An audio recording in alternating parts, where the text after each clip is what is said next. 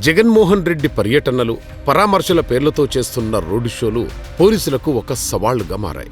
Jagan gang పోలీసుల ఆకాంక్షలను పట్టించుకునే పరిస్థితి అయితే లేదు. పోలీసులు ఇన్ని కార్లు, ఇంతమంది జనం మాత్రమే జగన్ వెంట ఉండాలి అని కండిషన్లు పెడతారు. వైసీపీ నాయకులు మాత్రం పోలీసులు పెట్టే షరతులను ఏమీ పట్టించుకోరు. వాళ్ళకిష్టం వచ్చినట్టు చేస్తారు. రుబాబు చేయడం వైసీపీ డిఎన్ఏలోనే ఉంది.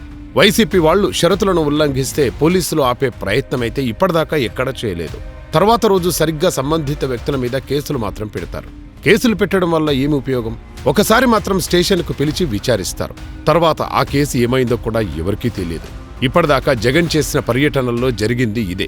ఇప్పటికీ డజనుకు పైగా పర్యటనలు చేశారు జగన్ రెడ్డి. ప్రతి పర్యటన పోలీసులకు ఒక సవాలే.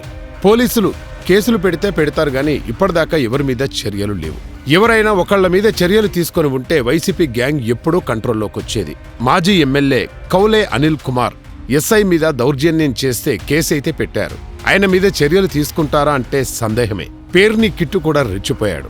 ఇంతవరకు కిట్టు మీద కేసు కూడా పెట్టలేదంటే పోలీసులు లొంగిపోయారనుకోవాలా?